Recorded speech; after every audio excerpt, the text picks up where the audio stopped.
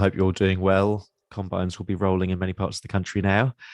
Welcome to episode 160 of the Meet the Farmers podcast. I'm your host, Ben Eagle. And today on the show, we have a flashback to a recording that I made back in May when I visited the Warmington family at the Cottleston estate in Somerset. It really was a fantastic visit. Hermione Warmington, who started farming only quite recently after a career as a land agent, showed me around the place. The farm itself is 800 acres. That's around 300 acres of arable, 400 acres of permanent pasture, and 100 acres of rough grazing. There's also 400 acres of woodland on the estate and a couple of farm tenancies. The home farm was converted to organic production in 2008. And geography-wise, it ranges from the deep red soils of the Taunton Vale at 200 feet above sea level to the heathland at 1,200 feet. As well as the arable, they have beef and sheep enterprises and are registered organic and pasture for life. So let's head back to May and over to Somerset.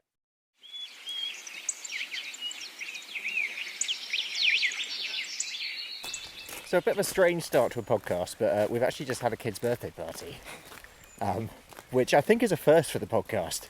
But yeah, I've just been to a 3-year-old's birthday party, and I'm really pleased today to be with Hermione Warmington. I love Somerset. I spent a little bit of time down here about 5-6 years ago, and so it does sort of feel like coming to a second home. But we're in the Quantocks, which I think was the first AONB in England. Yeah, that's right. Hermione, thanks for having me. Well, no, thank you so much for coming. It's great to see you. So how long has your family been here? We have been here since 1792, so I'm the 8th generation and third generation farming here. So the farm is what, 800 acres? So yeah, so the estate's 1,500 acres and we farm 800 acres. So we're mixed, we've got beef, sheep, arable, and then we have a bit of woodland and we have a couple of farm tenancies as well. And how long have you been back here? I came back at the beginning of lockdown, so March 2019. I was working in London and the office shut, and sort of came back as quickly as I could. And then I've not really left since coming back. I sort of fell back in love with it, having obviously grown up here, but actually not spending a huge amount of time with school and then leaving for university and work. So it's been, really lovely to come back. Yeah, because personally, I've already decided that I'm not leaving this place. After it's also really nice to be actually out walking, doing a podcast again, actually out on a farm, because obviously most of the podcasts for the last couple of years have been over Zoom, which is fine, and it's been great to sort of speak to loads of people, and obviously you can cover more of a wider geographical area. Yeah. But it is so nice to be out on location. So where are we looking across at now? So we're standing in the park, so sort of relatively traditional parkland. We're going to be cutting this for hay, and then we're looking down over a couple of our arable fields, and looking across onto the Blackdown Hills. And beyond that is Exmoor. Beyond that is Exmoor, yes. Yeah, so we've got, that's why Somerset's so great, got Exmoor National Park, Quantocks, Blackdowns. Yeah, it's what I find amazing at Somerset as well, isn't it? It's so diverse. Yeah. Geographically, from the levels right the way through to the moors. Absolutely, the coastline as well. It's such a diverse county. What was it like growing up here as a child? Well, I mean, it was amazing, but also what I've realised moving back is when you're younger, it's really difficult to sort of appreciate but understand what you have. And it's only coming back here and also having my nieces and nephews and seeing the environment they're growing up in that I sort of truly understand how incredibly lucky that I was and how lucky they are to be able to grow up somewhere like this. You went to York to study history of art. Where does that come from? I actually wanted to do chemistry. Well, I'm not sure I wanted to do chemistry, but at school when you don't really know what you want to do, I thought that I was going to end up doing chemistry and didn't get my grades, and they sent me a list of the other options I could do because I knew I really wanted to go to York. And one of them was history of art, and I've always loved drawing and loved doing art. I thought, oh, that sounds great. And of course history of art is totally theoretical, there's no actual drawing or anything. So I ended up doing it just because I have a sort of interest in drawing, but it actually turned out for the best because I had an amazing time at York, played lots of hockey, and then at the end, that's when I did my switch into land management and went to Cirencester, which is where we obviously met, and did the P course, the estate management course there. We're not yet in a field, we're walking along a track and I'm waiting for my trousers to turn red because I'm guessing you have quite red sandy soils here. We do have very red soils. Again, when you've sort of grown up around something, you're really used to how red it is, and it's only when sometimes other people come and they're like, wow, your soils are so red, that I sort of realise. You went to Ciren to train to be a land agent. Yes. Why? Why Cirencester or why a land agent? Both. Well, firstly, there's not much you can do with a history of art degree. So, coming out of your Come on. I'm gonna look back. I'm gonna find all the famous history of art people. Kevin MacLeod. Oh, there we are. Yeah. That's about Any it. others? Okay. No, there's not a huge amount, but also I actually did love my degree, but I knew I didn't want to go into the art world. That was well saved, just in case there are any history of art yeah, sorry students for all, listening. Yeah. I don't know. Actually, if we do have any history of art students listening, please do send me a message on Instagram or Twitter, because that would be really interesting to know. Sorry, I'm going off on tangents here. No, I did not know what I wanted to do, and it was actually, I was at the game fair with my father, and he had also been Cirencester way back, and a lot of his friends, he also trained to be a land agent, and he was younger, so a lot of his friends, that's actually a deer. Rode it. Yeah. And running off. It is bouncing away. And yeah, a few of them just suggested like land management, estate management, and I hadn't really thought about it before, and it's something my father had never pushed or even suggested, even though that was his background, it's what he was doing. And actually I started looking into it, I did work experience, and I realised that I just really enjoyed it. I think partly because I was doing something that I was so comfortable with and I had grown up with, was really nice, especially after 3 years doing history of art, which was totally outside of my comfort zone. And then when you left, you went to beautiful Norfolk, part of the world where lovely Norfolk. Another one of my favourite counties. Yeah. And you were up there for 3 years at the Holcombe Estate? Yes, I was, yeah, which was amazing. I'm not very good at geography, applied for the job not even knowing where Norfolk was, and my parents couldn't believe it. I'd just gone away to York to university, and then I had just applied and got this job in Norfolk, and they're like, are you trying to go as far away as possible from Somerset? But oh no, it's really, really beautiful up there. It's like on the coastline, a really interesting place to work, because I think when you're that big, you get to see a lot of diversity, a lot of different things. We've just come out of the trees and the landscape is opening up, and you really get a sense here of that lowland and upland aspect of the landscape here. And we're just about overlooking some sheep now as well. Yes, especially if you turn around as well, so you've got the Quantocks Hills. So what was the job at Holcombe? What kind of things were you doing? So I was in their land and property department, and I was mainly I sort of oversaw the management of their residential portfolio, commercial portfolio. They had a few renewable energy installations, biomass, solar, telecoms, planning and development. I mean, all sorts of things actually. It was really, really varied.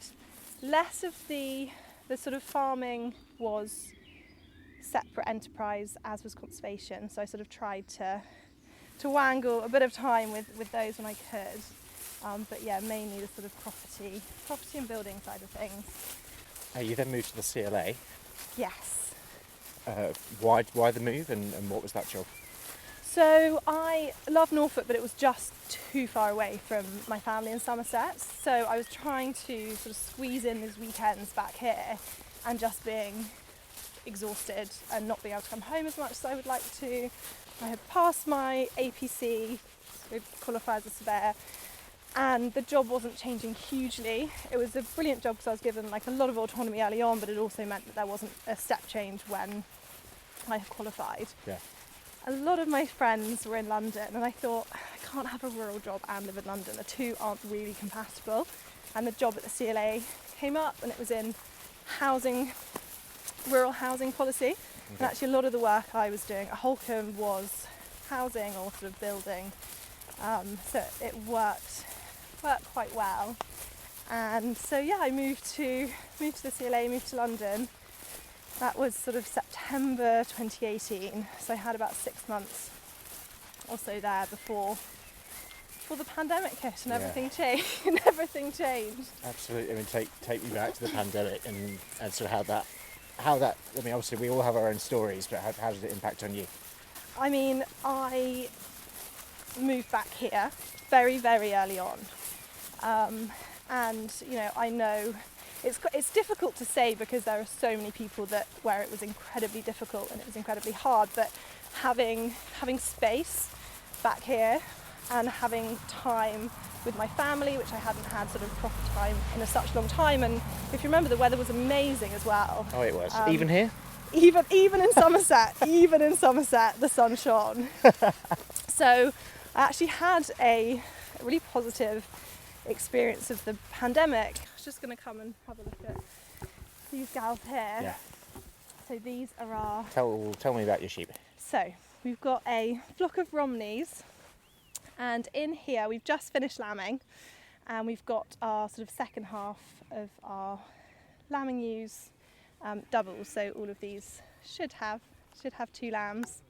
We've just extended the fence line out from where they were grazing before, to give them some more grass.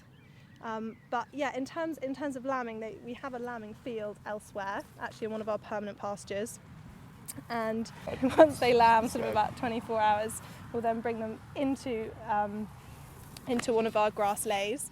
So we've got 120 doubles in the next door field, and there's probably about 140 in here now, and they will stay here just because moving small lambs is a total nightmare. So they'll stay here as long as possible. We're actually heptabacking tomorrow or the next day, depending on weather. So they will have to go through the handling system. Okay. So I mean, just going back to lockdown and then more recently as well. So from this spring, so sort of March time, you've been roughly sort of 3 days a week on the farm? Yeah, so I kept up. So when I moved back, I was still working for the CLA, and I was working just remotely full time, and then they opened up their office and they wanted us all to go back in 3 days a week.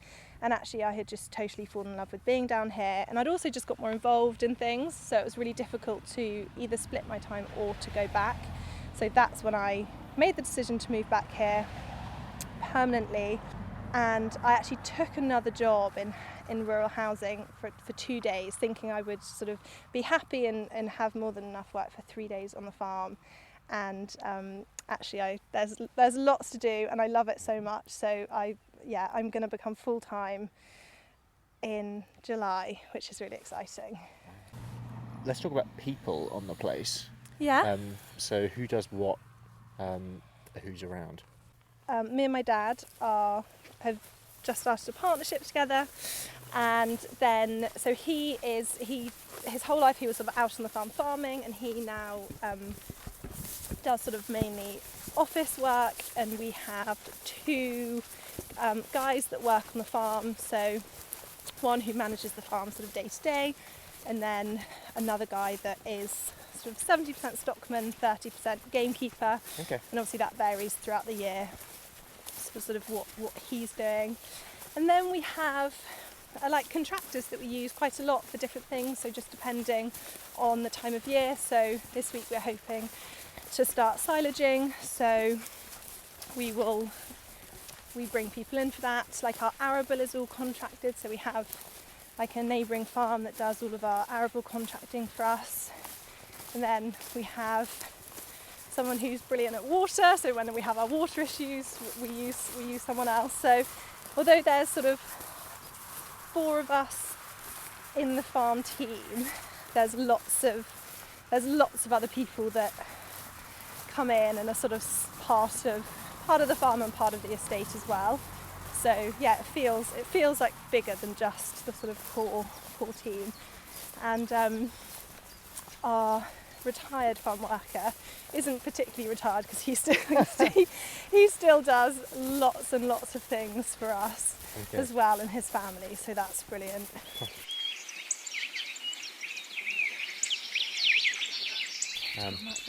So we're now looking, and if you were here, listeners, you'd be able to see, again, we were talking about this really rich red sand in your soil, and we're looking at a field of oats.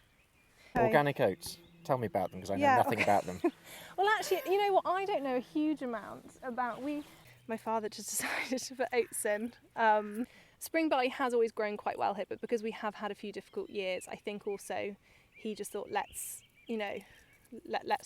try something. It's not a huge field, but I think it's looking like a really healthy crop. We've had quite good conditions since drilling it. We had a sort of good drop of rain early on, and then rain just in time when we had a dry patch. I mean, everyone hates weeds, of course they do, but I've sort of tried to shift my mindset, so all I see is, differing roots and... Yeah, I mean, there's the odd bit of charlock in here, but... I think, otherwise, no, it's looking quite good, isn't it? And actually, the oats established really well, so, of course you'll have competition for nutrients, but actually I try and look at it in reverse and actually see what these things are fixing into our soil and the benefit to the soil of growing the diversity of plants in here.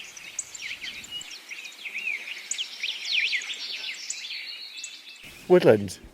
How much woodland have you got in the place? So we have 400 acres of woodland. So that's some sort of more commercial. I mean, we don't really manage our woodland commercially, but shelter belts and spinneys, and yeah, we have woodland sort of at the top. So we go up to 1,200 feet. We have a bit of heathland, but also we have trees. But then we have it mixed in with the landscape, even on the arable land. My father absolutely loves his trees, so sort of any excuse. He also loves history, so we've got Trafalgar and Waterloo, and he wants to plant something for the Queen's Jubilee. Certainly, I've seen some good diversifications on various farms, but you've got a race course on the farm. You do a point to point. We do. We have a point-to-point course. So it is. So the Quantocks staghounds, who are our local hunt, they. We're about to break. Let's not break the barrier. I may just have lent slightly too much on that barrier. It's okay. There's no more now for this year, so it's. So we have three point-to-points every year. We've just had our final one, which is a sort of Wednesday evening point to point, and yeah, it works really well. I mean, we have our first point to point, I think, late March or early April, which is slightly too early in terms of the ground for cars coming in and parking. So we have had some years which will mess up the ground more than sort of we would be happy with, but for the most part, the hunt takes really good care of the ground. We actually had some amazing feedback this year about the course. They had like a record number of entries on Easter Monday, and like really good numbers for the other events. So it's a nice thing to do. And we still have, so in the middle of the point to point course, we're actually growing two. We've got spelt and then we've got oats, and we actually graze the course as well. Yep. And we've got a sort of small field of actually where some of our early lambs are at the moment of red clover. So yeah, farming and point-to-pointing in here. Do you have an integrated lay in the rotation, or is it all permanent pasture and then more of a traditional rotation on the arable? So we have So we have a 5-year. Our rotation sort of is evolving, but at the moment it's a 5-year rotation. 2 years. We were 2 years spring barley, 3 years grass lay, but we're actually growing spelts this year and oats, and we're considering potentially growing more grass than cereals. Okay, just explain why that is. So growing organic cereals is quite challenging. We have a very high weed burden, and the sort of main way we have been managing that is with the plough, which is expensive, but it's also something we don't ideally want to be doing because we are really conscious of our soil. And so we started organic 2006, certified 2008, and had our soils tested. And our soil has sort of slowly been degrading since that point, which is really sort of disheartening when we want to be farming for the soil and for nature. So one of the things which I actually proposed, we had a meeting with our contractors, so there's 3 of them, farming family, brilliant farmers, and our farm manager and my father, and I sort of sat there and I was like, I want to stop ploughing. Yeah. And their faces were honestly like so just shocked, and I'm there like I've just come back from London, like being like, right, this is what I want to do. They were like, Yeah, so it's usually at this point in the podcast I remind you that you are being recorded, but hopefully, yeah, it's a good ongoing discussion. we negotiated half a field, which probably says something about my negotiating skills, but half a field. But it's really difficult, and we're looking at a field of spelt. You will see charlock. Indeed. What you'll see, actually, the spelt we're quite excited about because it's fast growing, so it should shade out more weeds. It's tall, so it should give us straw. We have cattle, which we house in the winter, so straw is really important for us. We have grown spelts sort of before my time, and apparently went really well. So sort of I am really looking forward to seeing how the spelt works for us. You know, this is very organic. Looking at it, we've got docks, we've got charlock.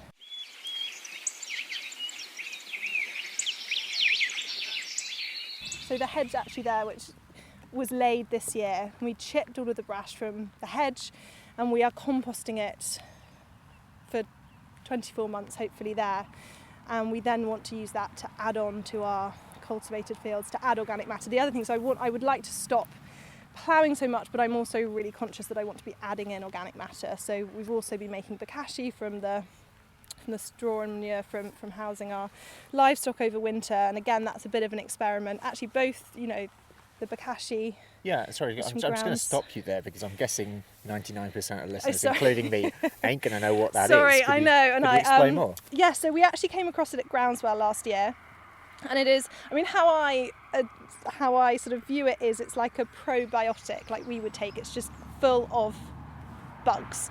And of course manure is also full of bugs, so it just biohacks manure. It makes it sort of even better. It's a bit like, you know, if we're taking the probiotic, we've already got loads of bugs, but we're just taking more, and we're taking more of the good stuff as well. So then the good bugs, it should mean that the good bugs sort of override any bad bugs, and you'll have a healthier system. So what we will do is wrap up. So the bokashi, we would go in before rebedding, so chopping more straw on the beds, and literally spray the beds with bokashi, put the straw on, and so there's sort of been layers of bokashi, it's liquid, have gone in over the entirety of the winter. It actually apparently makes the bedding drier, and I wasn't here last year, but the guys in the team said that they think they can notice a difference with dry bedding, which is of course also positive. Okay. And then so once we clear out the sheds, we will be wrapping that up so it's sealed, and it should decompose in 6 months, so it's also a quicker process than if we were to leave it as we were before. We have a muck heap over there, which is where we would put it, and then that also will be spread onto our field. So it's a bit of an experiment, you know, who knows, it's sometimes difficult to also quantify if there is sort of benefit from it, but it's just something we wanted to give a go and see.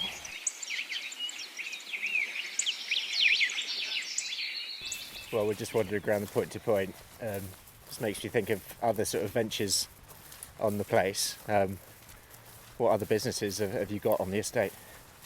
So we have a couple of guys that run a wedding venue. So in the park, actually, where we walked through, you may have seen a big marquee down by the lake. I do remember that, yeah. Yes, so that's a wedding venue, relatively small scale. They run sort of 12 events a year, but that works really well, actually. It's really nice to be able to sort of facilitate a local business. It's also, important income for us as well, and it doesn't really impact our farming system. So potentially a little bit of hay, ground that we would have made hay from, we can't, but sort of in the scheme of things, the balance works really well there. And last year, when I came home, there was the permitted development rights changed for temporary uses of land, so from 28 days to 56 days, and still working with the CLA at this point, and sort of all of their comms are like, farmers should take advantage of this, and I was thinking, oh well, I probably should be taking advantage of it too. So I opened a sort of pop-up nearly wild campsite on one of our, can't actually see it from here, but on one of our higher fields, so sort of nearly at the top of the Quantocks, a field that is permanent pasture, only ever been grazed and a hay cut. And opened it up for campers, very low key, just put 3 compost loos in there. Had a water supply already because of the animals, so moved the trough, put in a standpipe, and yeah, I absolutely loved it. Yeah. I absolutely loved it. It's I was amazed at how many different people were coming. So I had lots of solo travellers, like the Quantocks, people love walking and mountain biking, so I had lots of people, lots of walkers, a lot of mountain bikers, like families. So yeah, it's brilliant. So we're opening actually this Friday for a week. I'm now limited to the 28 days again. Yeah. So I have to be a little bit more strategic about when I'm opening, and then I'm going to do Thursday, Friday and Saturdays sort of over August is how I'm going to do it. But it's a really nice thing to be able to do, and I think people really appreciated being able to go somewhere they wouldn't. Number one, you don't really know it's there, but also, before it's only ever been grazed by animals, it's really nice to be able to open it up for people. And obviously, with a place like this, as I find actually as well, there's sometimes the danger that you try and do too many things. Have you got anything else on the cards that you'd like to do? I do, and probably the biggest project I have on at the moment, which is taking too much time, but I would love to turn one of our properties into a holiday let. Okay. But it's one of the larger properties, and it needs a lot of work, and actually the numbers only make sense if we're able to have a slightly higher return from it, which sort of goes hand in hand with holiday letting. But here, which is why it's so lovely, but we're a conservation area and an AONB, and lots of our buildings are listed, so I feel like I'm constantly battling with our designations, and so planning is one of the biggest challenges we have here. I think lots of people will sort of understand, especially in rural areas, the sort of under-resource of local authority planning departments, especially when they don't understand rural. So it is definitely one of our frustrations. We spend too long talking about planning and planners, and also just for us the capital cost of doing anything before you've got a spade in the ground or even put a lick of paint on the walls is huge. Yeah. So yeah, it's something that I really would love to do.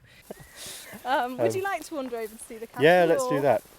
Just while you were talking about planning, it is thank you for that, 'cause it's the perfect plug. Listeners, please do head over to the Rural Business Focus podcast. We will be actually running an episode on rural planning with all sorts of detail on that. But Hermione, I'm really interested in your, I suppose, because you've come in with that land agency experience and working on big estates and also on a policy level as well, how is that experience sort of driving you working on a farm level? Yeah, that's really interesting. I think the policy side of things, it's, I spent 3 years at the CLA talking to, well, members of this scale, also much bigger members, much smaller members, and it's so much easier when you're advising other people and it's not your own. And the same at Holcombe, goodness, that scale is totally different than here, but it is so much easier. And then when it's your family business, it's just different and it's harder, and spending the money on the professional fees that you need to do is difficult. Balancing it is difficult. But I mean, in terms of experience, everything's so specialised now, and having my surveying background is really invaluable to the surveying side here, less valuable to the farming side. So that's been a very steep learning curve for me. But it just means, things, the sort of planning, the development, the diversification side, I feel quite comfortable with. It is just making those decisions and deciding to invest in those enterprises is quite overwhelming, and that's why I really, really love working with my father, because it's so nice having someone to bounce these things off and to keep each other in check. And I think if I was by myself, like my dad has been for however long, it's so much more difficult to make those decisions. It's so much more difficult to spend that money, especially when it's speculative money. I talk about planning again, but you can be spending tens and tens of thousands of pounds with absolutely no certainty that you're going to get permission or that you'll be able to do what you want to do. And these farming businesses are so finely balanced that I suppose appetite for risk. We don't have a huge appetite for risk, so it's really balancing that with what we do, and also for us, farming really is core to what we do, and I want it to always be core. But also because we're losing BPS, one of the things I feel like I can bring to the business is diversifying and trying to find a similar income that we're losing from BPS to bring in, so that we can continue to farm how we want to farm. We're organic, we're pasture for life. Of course we could probably farm in a different way, of course we could probably make more money, but actually, like, soil, nature, the environment, habitat is really important for us.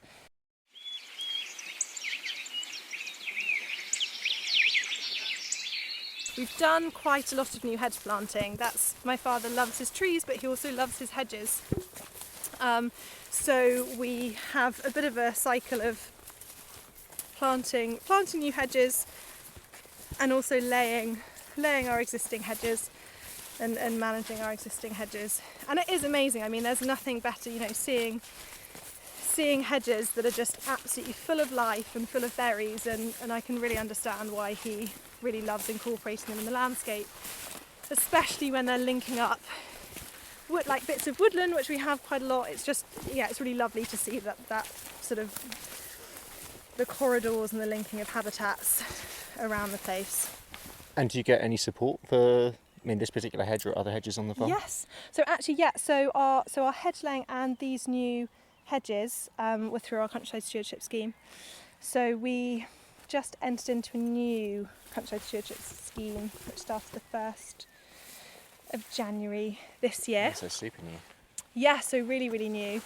Countryside stewardship is something we've always been in, and it works well with the farm, and it is an important income for us. So it's definitely something, it's actually my father who sort of has managed it all and done it all, and I know, wow, he gets very frustrated with it, and it takes a lot of time.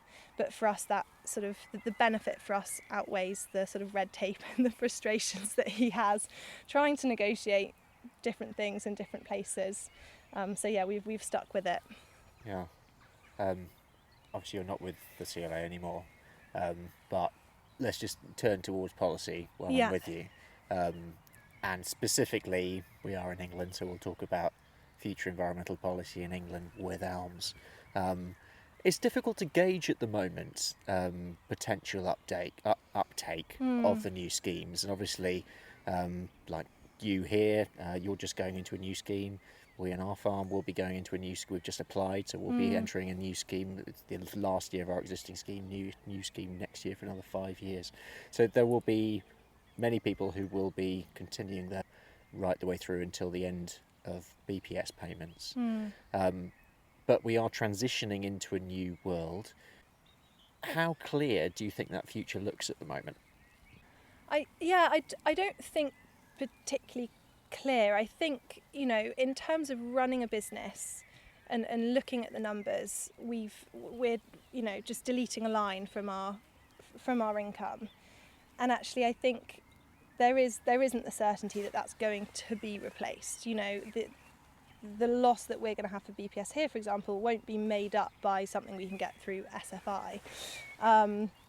So yeah, it's definitely difficult. It's definitely something we've been thinking about, but it's also, we have been planning, we have been thinking about it, but also it's easy not to think about it because we just get. I know we apply for it, we have to.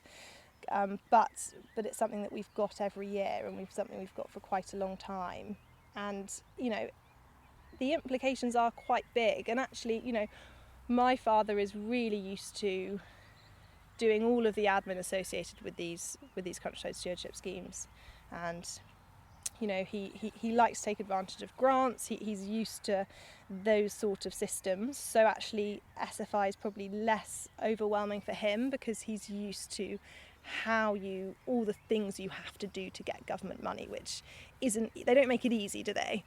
But I think for people that couldn't possibly comment.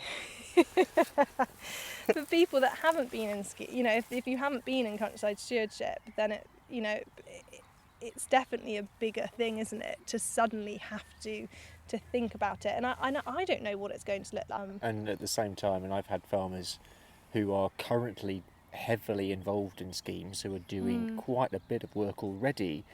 They are telling me that they feel like they will be losing out because as BPS filters off, they can't replace that income, whereas if you're not currently taking that opportunity, then at least you have the ability to generate new income through that means.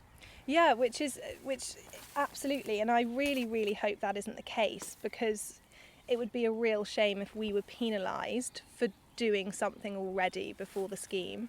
I can understand why that may happen, and I'm hoping there will be sort of other opportunities to be able to tap into different streams. But yeah, you're absolutely right. The benefit, perhaps you've worked with the system and know the difficulties and intricacies, but absolutely it might be that we miss out on things too.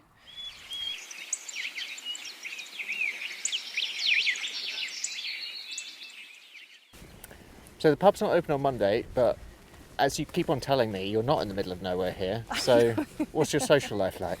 I'm not in the middle of nowhere. My social life, I was quite worried when I first moved back. It sort of ticked all the other boxes, but none of my friends live around here. I should just say Hermione's a very young person in the countryside.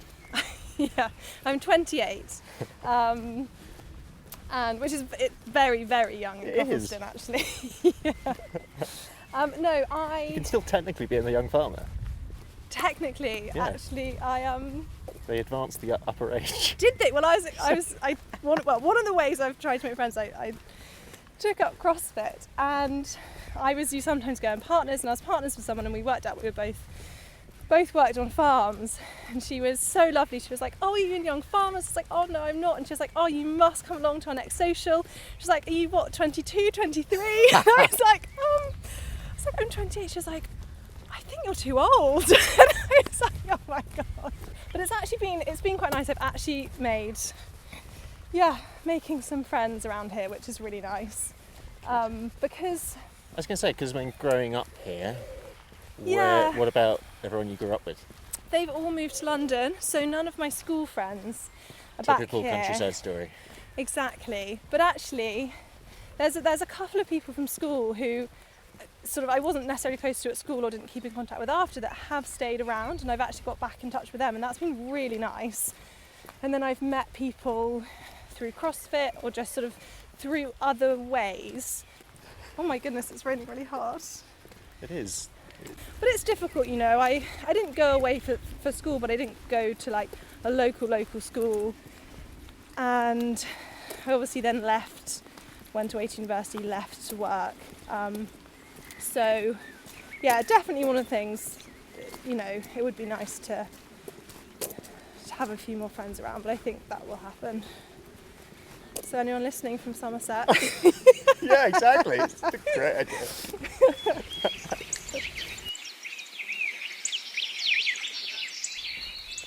So we're going through what looks like a gatehouse.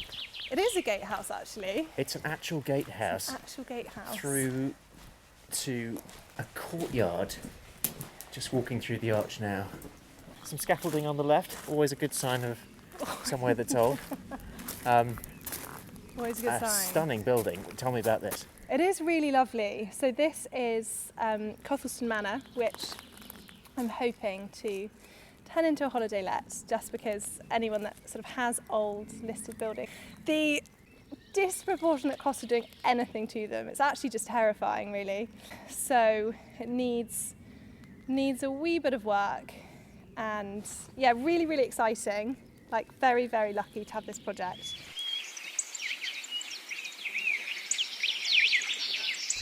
Hermione, it's been such a pleasure joining you here today, and thank you so much for showing me around, telling me about the farm, the estate, and also a bit about you and your farming journey. And I know that you will do this place proud, as all the generations before you have. No pressure. Thanks, Ben. It's been so great having you.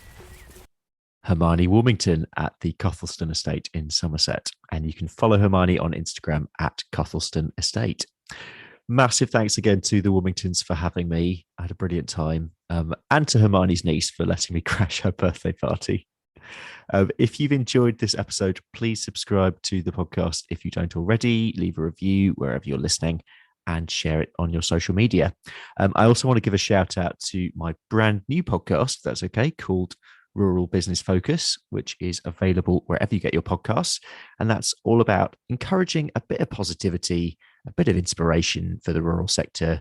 And there are skills sessions, mindset sessions, and interviews with inspiring businesses and industry leaders. There's only a few episodes out so far, but I hope to make many more. So please go and check that out. Search for Rural Business Focus wherever you get your podcasts and give that a listen.